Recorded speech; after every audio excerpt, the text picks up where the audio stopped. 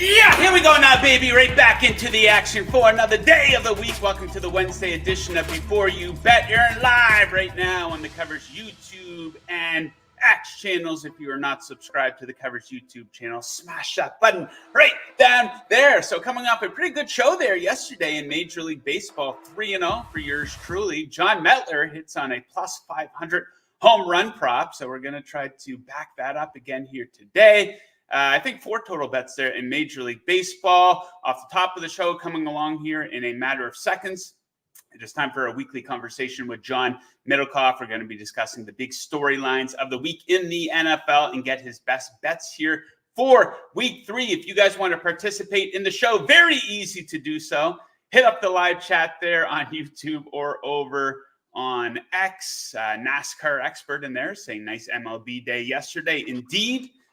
T. Lee, Joe Show, indeed. Tom Tremblay, he likes the Chargers on the money line in Pittsburgh here.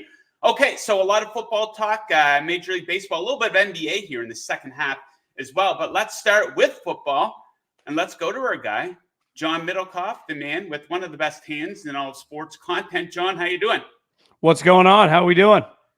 Fantastic. Okay, so let's get into some of the headlines, and we're going to get into some of your analysis and picks for the games coming up this weekend. So let's start with Bryce Young. So 2 sides to this. One side, he's been in the league for a year and change. He's been awful. He hasn't given that team a glimmer of hope. I don't even know if the guy has 5 highlights. On the other side of things, though, 18 months ago, everybody thought that this guy could play. Not a lot of people really were outspoken about him being the number 1 overall draft pick. The way I think this goes, though, is Carolina's going to have a top 3 pick here in the draft. That's probably being generous. They might have the top overall pick. It looks like some pretty decent quarterbacks coming up, so they will probably look to start over at the quarterback position. So Bryce Young will likely get shipped out here. Who do you think should take a shot on this guy? Well, to me, there's still a long way to go. Like, I don't think Andy Dalton's going to end up starting long. This team's terrible. So they're going to lose. And it will be an easy decision to go back to Bryce in 2 weeks, in a month. I mean, they're a 17-game season. You're right. He has been independent of his situation, coaches, personnel. Last year, their roster was abysmal. He individually has been awful. So you can't argue with the benching because you have no chance to win a game with him playing like this. But I do think he'll get more opportunities to play this year. And then it will just come down to, does he show, because so far he hasn't shown anything, that if you had the top pick, you would 100% draft a quarterback. The problem is he's been so terrible. He's the number 1 overall pick. So it's not like he makes Purdy money, $1 million a year. You know, he signs almost like a $40 million contract. He'd still have 2 years left guaranteed. I think he'd be untradeable if it doesn't change. Because you can't trade for a player making $7-8 million that's look like that. Like, this is a business.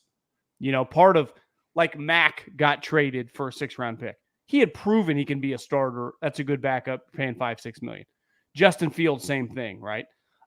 Trey Lance, looking back, was a terrible trade for the Cowboys. He's a 3rd-string quarterback. He makes $6 million. That's bad business. I don't think right now anyone would touch Bryce Young because of his contract. Now, once he was cut, someone would take him. But I think a lot would have to change for anyone to change, because you're trading for 2 years of his deal, right? I mean, he's so young. Yeah. Obviously, the 5th-year option looks like, a pie in the sky right now. Okay, let's talk another ugly quarterback situation. Ugly for completely different reasons, though. Tua, these concussions, and I think the league's in a really tricky spot here. So that visual of Tua getting knocked out on the ground, he does that fencing thing with his hands. It's a very disturbing image. I think it sends a shiver up the spine of most people. Yeah. And this is something that the NFL, they've done a lot of work to avoid this type of thing. And they're still doing work to avoid this type of thing. Now, all signs point that Tua, he's on the IR now. He's probably going to come back. But do you think we could get to a point with the NFL, with Tua, or maybe another player down the line, where they say, this is bad for business? Be more proactive and tell the player, you're not coming back to play in this league. Do you think that could be around the corner here eventually? Well, I mean, there's lawyers and there's a lot of money in the line. So I think it's easy for everyone. Every human's first reaction is you got to stop playing. Well, I was looking around at the economics yesterday. He's made, because he got like a $40+ million signing bonus right away when he signed the new contract. He was the 5th pick. He's made $73 million. But give or take about $125 million left on his guaranteed portion. If he is cleared to play, right, passes concussion protocol over these next 4 weeks and says, I want to play, he's entitled to that money. Now, if he is not clear, then their insurance and stuff, that's where it gets complicated. And I think it's very easy for people to say, retire. I think it's all of us, like, no more playing. He's already made $73 million, but he still has 120 plus coming to him if he keeps playing. And it's why we've seen reports over the last week, like he doesn't intend, at least of right now, to walk away. And I think there's a competitive standpoint. Like no one wants to tap out in their mid-20s in a situation like this, regardless, because it's so easy the older you get to have perspective. So all these older players, Antonio Pierce, I thought, gave an interesting comment and like a very genuine comment. But it's also easy for him to say at 45 years old, he's a Super Bowl champion. It's harder for Tua to, I would say, have the same outlook at 26. So, and there's just a ton of money on the line. Like that has to be a huge part of this conversation, right? Absolutely.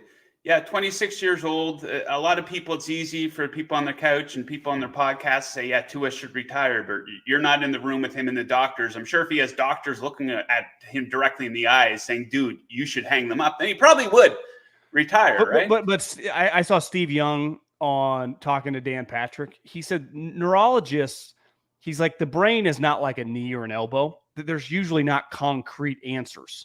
So there's a lot of like, I would recommend, I would this, not if you don't take this medicine in a month, you will die. There are diseases that are black and white. This is not one of those situations. It never happens with head injuries because they truly don't know. I mean, they have a good idea. Like we know the more concussions you get, the more susceptible you are. But I think like if he just retired, Stephen Ross would be like, I'm not paying you any more money. Everyone's like, oh, that's so unfair. Like, yeah, it's called business.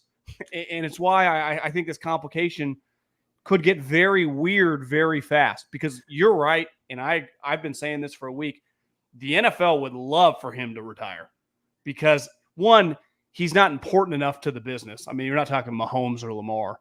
And two, that's terrible. It's just he gets these concussions and lays on the ground unlike any other player in the league right now with the fencing. And that's – they have a huge female audience now. They have done everything humanly possible to get away from just the uncontrolled violence. And that wasn't even a violent hit. That's the scary part, right? That was a pretty just basic tackle, if that. I mean, it was DeMar Hamlin just kind of got in front of him. Yeah, it's just an awful, awful visual considering everything that they've done to try to be proactive with this stuff. Okay, what one quick problem is with these young quarterbacks? Nobody slides. And you saw Jalen picks his spots when he sees a smaller DB, he'll run him over, but he also can slide and did a couple times. Like you can't just run recklessly even in 2024 against defenders. You will get injured. Jaden Daniels, it looked for a second like he was out for the season and he's fine. Yeah. But you just like, what are you guys doing? These guys that run to the sideline, like you realize that guy chasing you runs a 4.4 and is 245 pounds and has 2 ounces of body fat. He doesn't get to hit anybody. Only 17 days a year he gets to tackle someone to the ground, and he wants to tackle you the most. Yeah, I thought Caleb Williams was going to get decapitated there on Sunday. Oh, my God. I was getting out of control. Okay, let's talk a little futures. We're only 2 games in for each of these teams, but some interesting situations here, especially in the AFC North. Despite being 0-2, both the Bengals and Ravens have each given away a game. They find themselves neck and neck here, plus 200 for the Bengals, plus 210 for the Ravens to win the division. And despite being 2-0, the Steelers plus 270. I don't know, John, if you're placing a bet on a team to win the AFC North. Who are you going to go with? I couldn't bet the Ravens. I think that offensive line situation is pretty concerning. I mean, is Justin Tucker washed at this point? Like, if he is not the same guy, that's a problem. He's a huge part of their operation. The Bengals, I don't know. I mean, I understand they just played the Chiefs well. What we witnessed against the Patriots is something that's pretty concerning. They got a lot of moving parts with guys wanting contracts. I think the Steelers are a win or two away from being in pretty good position because obviously they have a ton of divisional games left. Like, they're not going to lose them all. I mean, their defense is pretty good. It's really good. So if they are to win this weekend against the Chargers, you start 3-0. Like, I think you just start doing the math. I mean, you're headed toward probably 11-ish wins. You start 1-3. It's really, really hard to dig yourself out of a hole. You have no margin for error for these injuries. The other thing is, I've never been a big Fields guy. I do think he's looked pretty solid through 2 weeks, and maybe it's just better players around him. He obviously has a good defense. I mean, they're not throwing up a bunch of points, but I have liked the Steelers have a clear identity. They have no problem winning every game 17-14. And they plan on doing it. It's kind of why I like to do the opposite this weekend, because everyone thinks that's going to happen in this Charger game. But I think the Steelers' defensive line looks TJ Watt looks like the best player in the league, not a quarterback, and Highsmith is flying around. And Hayward's healthy. They look fantastic. No one wins ugly like the Pittsburgh Steelers. No, maybe that changes scenery. Fields, right? Maybe that was the best thing for him. Maybe that's exactly what he needed. So yeah, we'll see how he goes as the season goes along. Okay, so we talked about the Ravens, Bengals. They each started 0-2, a bit of a surprise there. 3 other teams that have started 0-2. Now, no one was predicting necessarily for the Rams, Jaguars, or Colts to go on a Super Bowl run, but I think at the very least, people expected these teams to be fringe playoff contenders. And the season for each of these 3 teams has gotten off to a really bad start. The Rams absolutely decimated by injuries, especially at the wide receiver position. The Jaguars blow the game against the Dolphins. They lose last week. They've lost 7 of their last 8 games now, going back to last season. The only win came against the Carolina Panthers. Now they have the Bills and the Texans on deck. As for the Colts, Anthony Richardson looks like a real wild card here. The defense is a little spotty. So do you think any of those 3 teams could turn out to be just flat out awful this season, like a bottom 5 team, the wheels just falling off? Well, I would say that the Jags have issues, right? Because you pay this guy $200 million, and most of us thought at the time, like, has he earned that? And through 2 weeks, he kind of just looks more like a guy than someone that you would build your franchise around. And that leads to, when you pay a quarterback that much money, even if you pull Russell Wilson, it still takes a couple of years to do that. Like, I think Doug's in major trouble. And like you said, they have been playing bad. I know every year's a new year, but it's carried over. And to lose that Miami game when you're in full control, kind of got worked in the Cleveland game. The Rams, it's not even a fair fight. I mean, this week, if the Niners were to lose to the Rams, I don't even need to look at any of it. That'd be the worst loss of the week. I mean, you don't have Puka Nacua. You don't have Cooper Kupp. You lose defenders.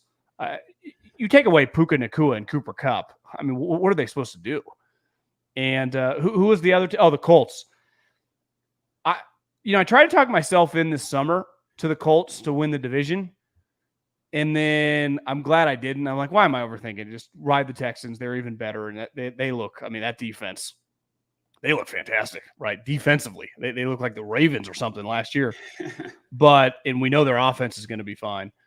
I was on the fence about Anthony Richardson. I remember watching like the second preseason game. Forget who they were playing, but the balls were just flying everywhere. I was like, oh my, this is, I want to like this guy, but his accuracy, and last week, the ball, what are we doing? Like, he made one interception. It's like something you'd see in high school. You can't function like that. And their defense is right now atrocious. I mean, I just saw it this morning. Buckner's on short-term IR, like he's injured. So he's easily, when healthy, their best player on defense. So I think the Colts are just in some trouble right now because Shane Steichen's awesome, but what do you do if your quarterback can't hit basic routes? It's really hard to function as an offense. So Richardson, he kind of reminds me of the big home run hitter in baseball who has a 190 batting average, right? Adam Dunn. Adam Dunn. There we go. Absolutely. John knows his baseball. So who do you think would get benched first, Richardson or Will Levis? I think Levis might be the obvious answer, but Flacco sitting there for the Colts, right? Good point. I don't think you can bench Anthony Richardson if he's healthy, right? Because unlike the difference of him and Bryce, even if they're both playing bad, is Anthony Richardson, like you see his physical gifts, right? The throw he made week 1, the running ability, obviously the size. You have to see if you can figure something out. Though Flacco, the one thing, Flacco last year was clearly an upgrade over Watson, right? Came in and was awesome. But that team was pretty good. Mm-hmm. Like if you put Flacco on this team, does it change much? Kind of feels more like when Flacco was struggling and everyone was making fun of him, in the previous years. But I think Anthony Richardson, like Will Levis to me, is leash. If he keeps doing the things he's been doing, is going to get yanked. I think Anthony Richardson is starting no matter what, as long as he's healthy. Some low IQ quarterback play from Will Levis. Absolutely. Oh my God. Yeah, it's getting out of hand here with some of these turnovers. Okay, let's get into some of these games here this week, and then we'll get your best bets. Let's start with the Thursday nighter. Kind of an interesting game. Patriots a lot more competitive so far this season than people thought they would be. 1-1. The one loss did come in overtime versus the Seahawks there last week. Taking on a Jets team, wasn't a very impressive win against Tennessee by any means, but I think the Jets are getting way too much respect here. 6.5 points. What do you make of the matchup here? Yeah, I'm with you. This is, to me, an auto Patriot bet. I was looking this morning. The one thing the Patriots have done a really good job of through 2 weeks is run the rock. I mean, they've run for 355 yards. Well, you watch the Jets. I mean, the Titans, if the quarterback plays better, they could have lost that game. And week 1, the 49ers ran it down in their throat. So the Patriots have a pretty simple formula. And it was like this a couple years ago when I think it was Mac Jones' rookie year, and they made the playoffs and got smoked by the Bills. Run the ball, slow down the game, and play good defense. And Gerard Mayo, listen, I wasn't very high on this team, but clearly he's a high IQ defensive guy. He's apprentice under Belichick as a player and as a coach. So they're going to be good on defense. And the easiest way, you just run the ball and slow down the game and less possessions. Well, what do the Jets have? They don't have a very good offense. They just don't. Rodgers is an upgraded quarterback. They have one good wide receiver and a running back. So if you can just slow down the running back, Christian Gonzalez, before he got hurt last year, looked like this guy might be defensive rookie of the year. And he's a really good player. So they have some personnel to attack or at least, attempt to slow down Garrett Wilson. I actually think this could kind of be a weird matchup for the Jets. I mean, I don't think the Jets look very good. I don't know about you. No, not at all. I thought the Tennessee Titans had an excellent opportunity to win that game. Of course, we talk about the stupid turnover by Will Levis. They had more yards than them. The Jets are still playing a little undisciplined. I think they had over 70 penalty yards in that one. So, yeah, I have locked in the Patriots. So we'll look forward to that one tomorrow night. Now, one of the sexier matchups all of a sudden here on Sunday, a team you were very high on, the New Orleans Saints, off to a flying start here. Hosting the Eagles. Now, small sample sizes, obviously, what we're working off of here, just 2 weeks into the season. But this is a matchup between a team in the Saints who's first in the NFL in yards per play versus a defense in the Eagles that is dead last in yards per play allowed. Is it too soon to say that the Saints offense has a major advantage over this defense of the Eagles? I told you, Saints were going to be the 07 Pats. No, I didn't see this.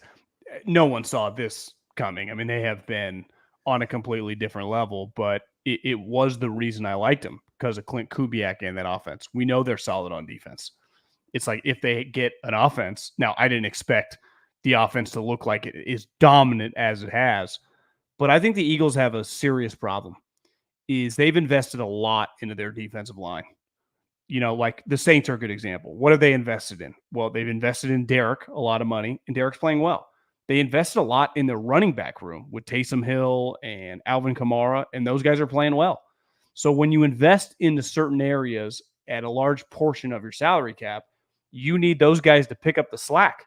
Like the 49ers have a lot of high-priced players, but it's like Fred Warner, George Kittle, Trent Williams. If they all play well, they're in pretty good shape. And the Eagles draft Jordan Davis. They draft Jalen Carter, both in the top 15. I mean, Jalen was the 9th pick. I think Jordan Davis was like 12 or 14. They sign Huff from the Jets. They've paid Sweat. Brandon Graham, it's not like he makes the league minimum. He's an older player, but he still makes decent money. And those guys are nowhere to be found the other night. So, and they're not stopping the run. So if you're not like part of getting Jordan Davis, you didn't think he was going to be Aaron Donald as a pass rusher, but he was going to be like a 350-pound run stuffer. He's not doing that. So I would imagine Clint Kubiak and the Saints, what are they going to do? They're going to run the ball. That's all they've been doing, run the ball. I would imagine their game plan, I mean, it's on a different level, but like we saw with the Titans last week, it was like, we're going to run the ball till you prove you can stop it. And that's advantage us. And right now the Eagles cannot. And then obviously that final drive when the safeties were playing 700 yards back. And in fairness, like rookie corner, that's a tough spot. He kind of, jumped a route and then he got spun around on the next one. Like I like Mitchell for the Eagles, the corner. That'll happen to any player. But their problem is their D-line. Remember 2 years ago when they made the Super Bowl, it was like, didn't they lead the league in sacks? And they were they were a dominant unit. And you watch them now, if you weren't like a football nerd, you wouldn't even notice them. You don't feel their presence at all. And that's a problem because they've invested draft capital and finances there at a pretty high rate. Right, and rightfully so. Like you should do that, but you need those guys then to become good players. Traveling on a bit of a short week there as well for the Eagles. So a lot of things pointing towards the Saints there. -2. Off that loss. I mean, that's hard to kind of gather yourself, isn't it? Yeah, absolutely. Okay. Big game going down in Dallas with the Ravens in town. Both teams coming off of shocking losses for different reasons. The Ravens blow a 10-point lead in their home opener. They were playing on extra rest versus a far inferior opponent who was traveling cross country to play in the early time zone. They had so many situational advantages in that game, and they absolutely blow it. Meanwhile, the Dallas Cowboys, not shocked that they lost to the Saints, but shocked that they got their ass kicked maybe in their home opener. So who do you trust more to bounce back in this game? Yeah, I mean, I like Dallas in this game. I think the Ravens, that loss, it wasn't just a 10-point lead. It was a 10-point lead with like 11 minutes to go. It's one thing to have a 10-point lead in the second quarter. It's another one to have in the fourth quarter when you're the defending number 1 seed, you have the league MVP against Gardner Minshew.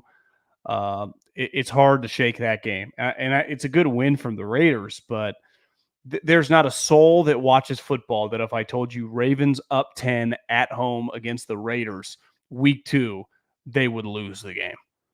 And it not only happened, it was like a slow bleed. So Dallas has these games where it just kind of unravels on them, and then they get rolled. I would say no good team over the last 3 years, when they've won 12 games 3 straight years, has probably as many blowouts. Teams lose. You go 12-5, you're losing 5 times. But there's a big difference of like losing the game by 6, losing the game by 4, and it's like you look up, are you down 30 points right now? Did you just give up 35 points in the first half? But that's kind of been the McCarthy Cowboys MO, which, is better than like the Panthers do that every week. The Cowboys just do it 2 or 3 times a year. And the crazy thing is sometimes it happens against like the Saints, like a playoff team, and sometimes it'll happen against a random. Last year, remember it happened to Buffalo? I think they went to Buffalo and just got destroyed. To me, it's way more concerning at the end of the year because that puts off red flags. Weird things this first week. I mean, we just saw from a gambling perspective how many big dogs. I mean, Tampa was a huge underdog, won outright. The Vikings were a big underdog. Now, some of these home dogs early in the season, you got to be kind of careful of. Yeah, survivor pools are getting absolutely crushed so far. Congrats to anyone if you're still alive in yours, by the way. And I think the stat was underdogs of 6.5 or more, like 8-1 against the spread or something so far this season. Through 2 weeks. That will turn around eventually. Stuff like that usually evens out over the course of the season. Okay, let's get into some of your best bets here for the weekend. John has 3 of them. Now, you're going back to the well here on the New York Giants. You and I were both on them last week, and only the Giants lose a game where they scored 3 touchdowns. Their opponent scores none. They only had like 20 penalty yards. They only allowed 1 sack, 1 turnover, and they still lose that game. They can't cover the short spread, and they couldn't go over their team total. But here we are. This is probably a good betting spot. Everyone's hating on the Giants. Everyone's making fun of them this week. And here they are at +6 going into Cleveland, taking on the Browns, and you like them to cover. This is a tough slate, I thought, this week. I thought the first 2 weeks, if you were down on teams or higher on teams than everyone else, you could jump. Like I love Tampa week 1 against Washington, and that was just a value play. And this to me is like last week. Tampa at Detroit getting 7.5. You're like, that's a lot of points for a team that goes to the playoffs. This one's tough because most people are going to say Cleveland's not going to be very good this year, despite having some talent because of their quarterback. And clearly the Giants are going to be in competition for the number 1 overall pick. My logic is going to be simple. If the Cleveland Browns, whoever they're playing, and they are close to a touchdown favorite, I'm going to hammer the underdog. Right? To me, it's one thing like Cleveland -3 at home. I wouldn't touch this game. But when you're talking -6, -6.5, like they are not good enough to be in that situation. I understand. And this is where, like, as I've aged, I've gotten better at this team stinks, this team stinks. It's one thing, like, I'm just staying away from the Panthers, not worth it. The Giants do have, like, Malik Neighbors at any moment can take a 50-yard play to the house. They scored a couple touchdowns in the red zone. Their defense was getting smoked running the ball, but Jaden Daniels is a much more dynamic player right now than Deshaun Watson. If you said who would you rather play, you would rather play Deshaun Watson than Jaden Daniels right now. That's crazy to say. I mean, one guy's played 2 games, the other guy's making $230 million. But this is simply a value play. I feel sick betting on the Giants, but this is what happens the older you get in the gambling world. Yeah, sometimes those ugly ones are the best bets to make. Okay, I wouldn't call this an ugly one, but going back to the well here on the Colts -1, taking on a Bears team. It looks like it might take it a while to get going here for Caleb Williams in Chicago. Not a great start by any means for them. You like the Colts to cover the number here? Yeah, I just think that rookie quarterbacks, like, this has been a tough situation for Caleb Williams, right? Their offensive line's terrible. I understand the Colts have injury concerns on defense. Anthony Richardson's a wild card. Well, the easiest way, like, I'm watching Chicago and going, well, this ain't Matt LaFleur, right? I mean, offensively, they have a ton of issues. Their coach, like, they're going to start feeling some pressure. No rookie quarterback has thrown a touchdown pass through 2 weeks out of the 3 guys. So, like, this is a spot, must-win game for Shane Steichen if he wants to kind of save his season. Because all of a sudden you go 0-3, 0-4. Like, they're not good enough to come back and make the playoff. Like, it has to happen. It has to happen now. And I'm just kind of betting on the coach in this spot. Like we saw, I bet against LaFleur last week and kind of learned. I just wonder if he's going to have some tricks up his sleeve. And he's just playing a team that is struggling to score points. Right, so it's kind of right up their alley. It's right up their alley, and it's not like unlike playing teams that will stick with the run. That's not the case here. Like last week against the Green Bay Packers, LaFleur would have ran it 700 times if he could, and they feel which I don't blame them, a little obsessed with trying to make Caleb look good. Mm-hmm. Through passes. Like last week, sometimes it's like you're passing over and over. It's one thing if you're down 30-3. It's like if the score is 12-6, it's like, guys, you're a couple plays away, one drive away from taking a lead. And I think sometimes the scores, because when you're watching a game can feel like this team's kicking this other team's butt. But you're like, it's 10-0 right now. This is not college football where you see these, this team's up 45-7. Like that's usually, it's pretty rare. Right. But it feels like that. And that's how the Texans-Bears game felt. But the scoreboard doesn't reflect it. And I think sometimes coaches only a small percentage of guys from like the Shanahan crew will stick with the run in that situation because it's easy to be like, we got to pass. And in their situation, it's like Caleb there's just a lot going on and it doesn't look right.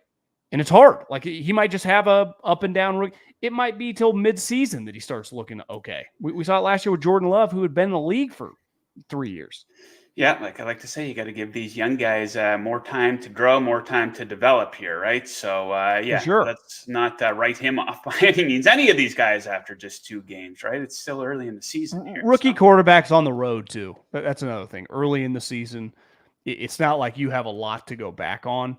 Like this is, traveling. That dome is loud. The other thing is early in the season, we don't know. Like maybe the Colts are a 5-win team. Maybe that plays out that way. So by the time you're talking November and December, I bet the vibes at that games, in Indy would not be great.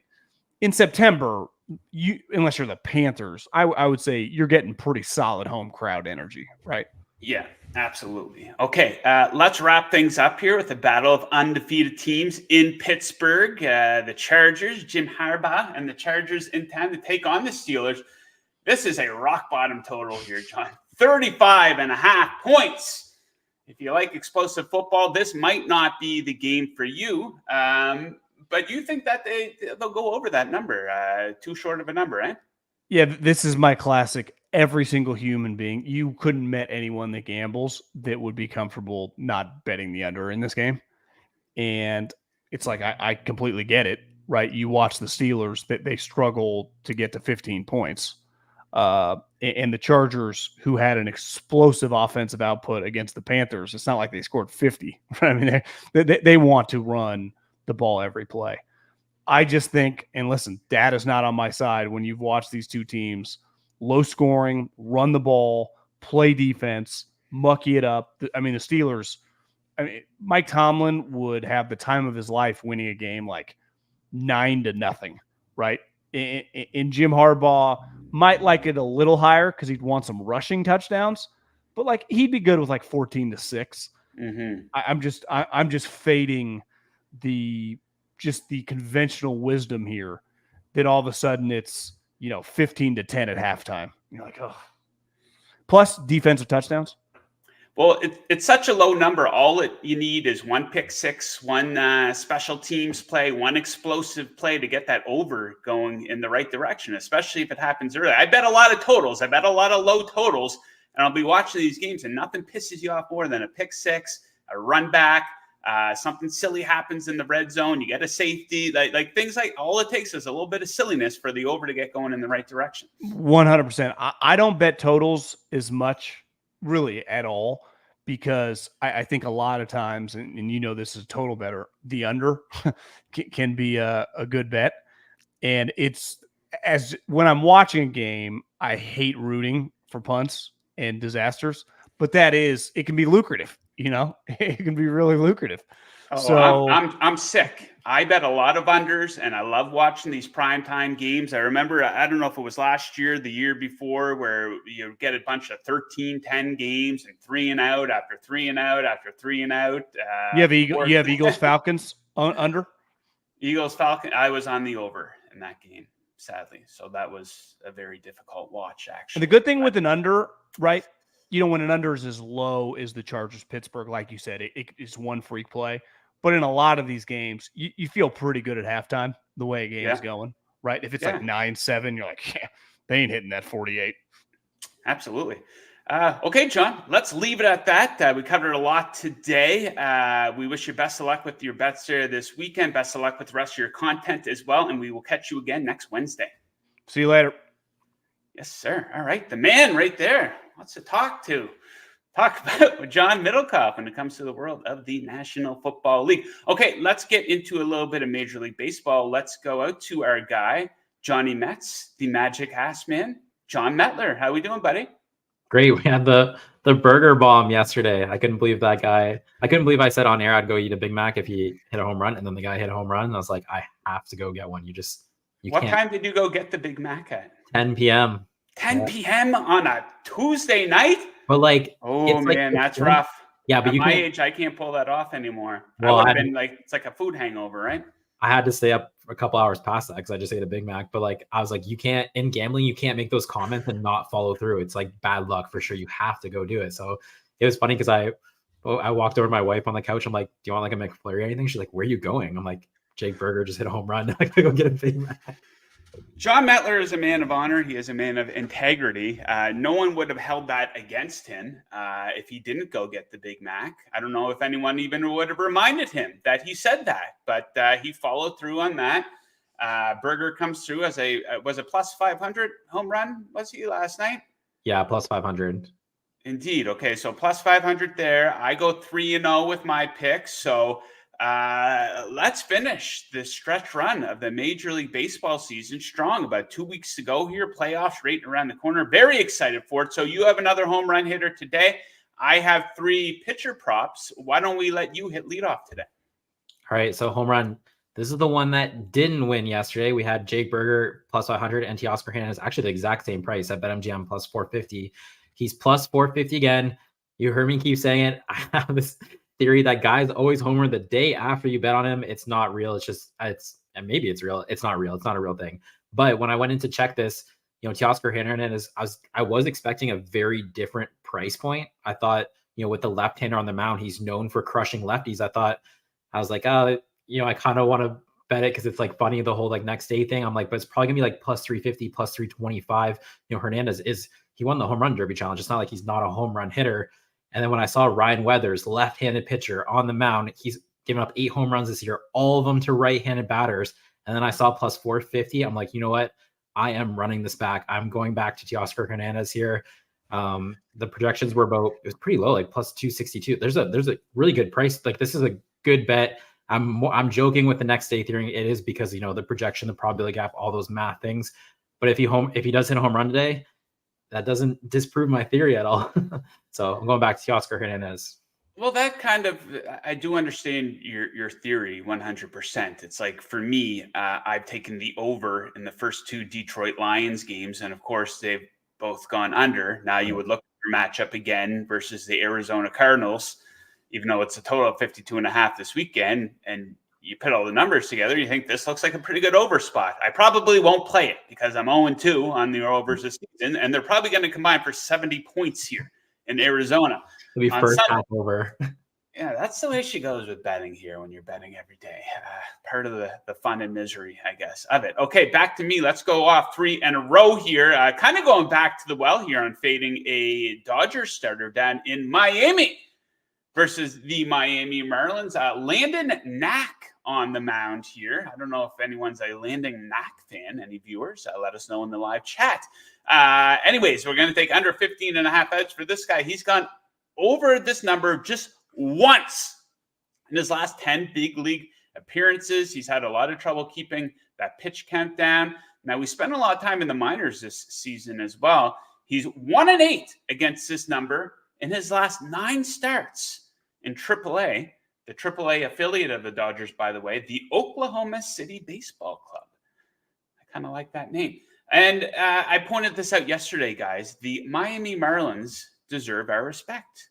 They're hitting very well against right-handed pitching right now, second in OPS over the last 2 weeks. They scored 11 runs against the Dodgers yesterday. They've scored 30 runs in their last 3 home games. So hopefully they can score 30 runs against the Dodgers again here tonight and knock Knack out of the game before that 15.5 out mark. Next up, a little bit of a better game here. I think we got the Astros in San Diego taking on the Padres, and we're going to back Framber Valdez on the bump here for the Astros. This man is rounding into form at the right point of the season. A 1.33 ERA over his last 7 starts. He's allowed fewer than 6 hits in 6 of those 7 starts. Maybe a bit of a surprise here. Padres regarded as a pretty decent offense, not against left-handed pitching lately.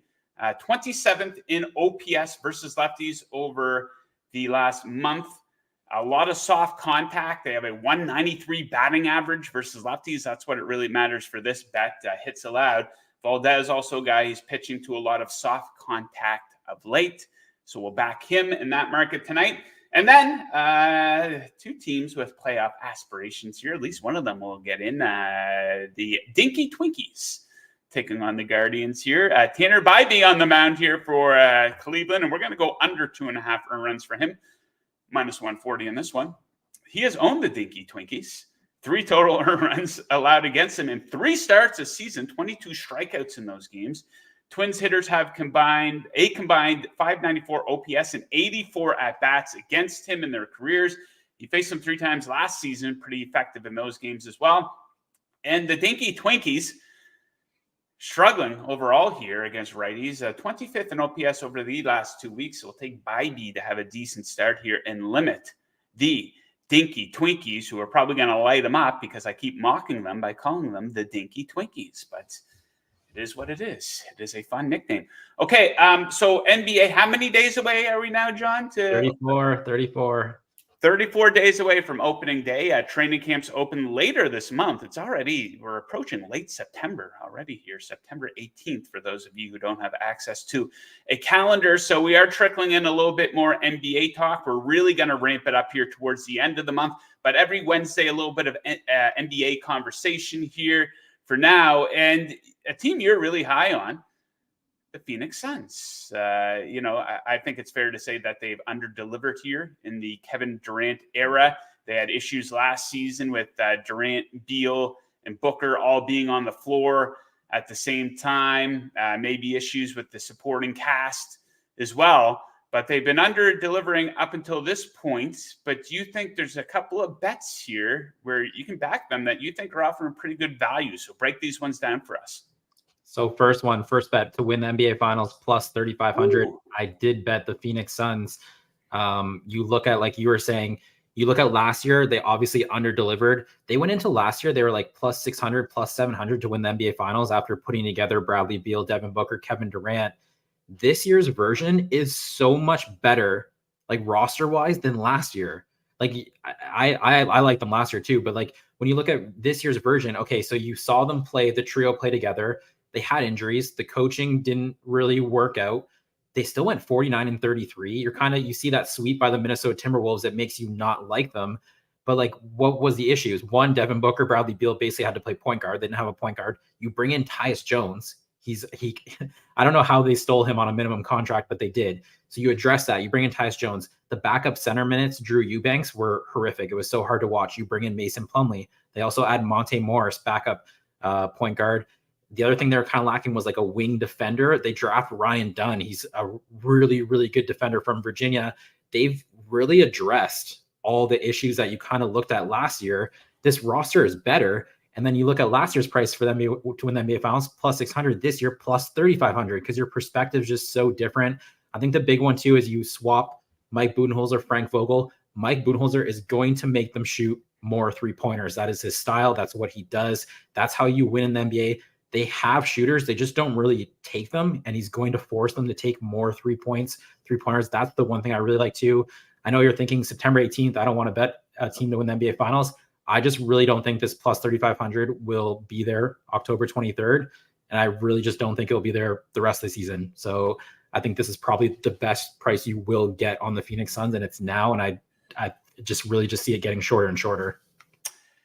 Yeah, the Phoenix Suns, Kevin Durant, I think it's fair to say that championship window of winning one kind of on his own outside of the Golden State organization, it's absolutely shrinking down here. This is a guy who's had a lot of injury issues. So, I think Durant's a guy who's really mismanaged his career. But, maybe an opportunity here this coming season. There was another bet that's available out there too for Phoenix that you recommend, right? Yeah. So I have 2 for the Suns. So the second one is the most wins by the NBA All-Star break. The Phoenix Suns, 70-1, plus 7,000. I can't believe this is plus 7,000, 71. Usually when you see like teams in this, they lack the talent to make this happen. The Suns don't lack the talent to make this happen. Like even if you compare this to like, say the Super Bowl futures market, like at BetMGM, the Los Angeles Rams are plus 6,600 to win the Super Bowl. Rams aren't winning the Super Bowl. The Rams don't have enough talent to win the Super Bowl. They're injured. The Suns are a really good basketball. I literally just can't believe they're sitting at this price. And like the one thing I was talking about too, there's 2 things that got me looking at this market. One, the Boston Celtics are obviously the favorites. They're without Kristaps Porzingis to start the year, probably into like December. So you're talking about a market that's focused on the front half of the schedule before the All-Star break. And they're missing their center, Kristaps Porzingis. So that's kind of what brings you into this market is, the favorite. And then also when you tighten up less games, obviously it's harder for those teams to separate. The other thing too is Mike Budenholzer, coach of the Suns now, he wins regular season games. He always has. The Atlanta Hawks, think about his years with Paul Millsap, Kyle Korver. They would win a ton of games. They get in the playoffs, be a little shaky, right? And then like same thing with the Milwaukee Bucks. They'd win a ton of games. He wins regular season games. Plus 7,000. I think this is a steal on the Phoenix Suns. I honestly can't believe this is the price they're trading at. Like you look at the other teams that are up there with them.